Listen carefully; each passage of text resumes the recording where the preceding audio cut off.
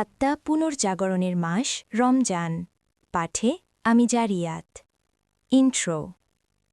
সময়ের প্রবাহে আবারও আমাদের দুয়ারে কড়া নাড়ছে রহমতের মাস রমজান। এটি কেবল ক্যালেন্ডারের পাতায় একটি মাসের পরিবর্তন নয়, বরং মানুষের অন্তর্জগতে এক গভীর পরিবর্তনের আহ্বান। যান্ত্রিক জীবনের ইঁদুর দৌড়ে আমরা যখন ক্লান্ত এবং আমাদের হৃদয় যখন কঠোর হয়ে পড়ে, ঠিক তখনই রমজান আসে এক প্রশান্তির পরশ হয়ে। এটি আমাদের ব্যস্ত জীবনে নতুন করে বেঁচে থাকার অর্থ খুঁজে পাওয়ার সুযোগ করে দেয়। মূল লেখা সারসংক্ষেপ। এই নিবন্ধে লেখক ডাক্তার আবুল হাসান মোহাম্মদ সাদেক রমজানকে আত্মার পুনর্জাগরণের মাস হিসেবে উল্লেখ করেছেন। এর মূল শিক্ষাগুলো হল: সংযমী প্রকৃত শক্তি। রমজান আমাদের শেখায় যে জীবনের আসল শক্তি অর্জন বা ভোগের মধ্যে নয়, বরং সংযম এবং ত্যাগের মধ্যে নিহিত। দিনের আলোতে বৈধ খাবার থেকে বিরত থাকা আমাদের মনের উপর নিয়ন্ত্রণ তৈরি করতে শেখায়। তাকওয়া অর্জন।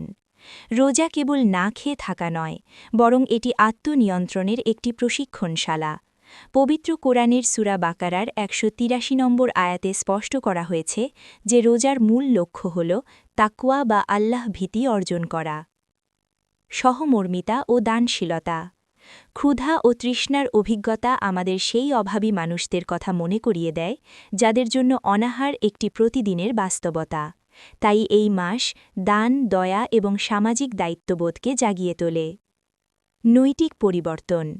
রমজান মানুষের অগ্রাধিকারের তালিকা পুনর্গঠিত করে।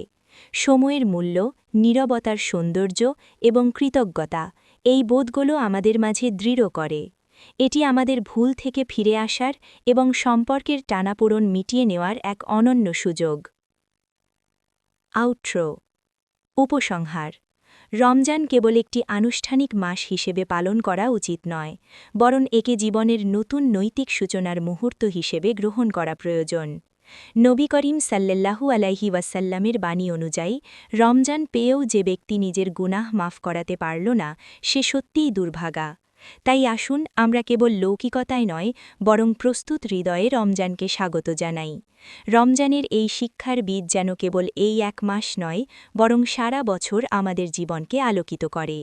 লেখাটি ভালো লাগলে একটা লাইক, শেয়ার, সাবস্ক্রাইব দিয়া যান। আমি গরিব ইনসান।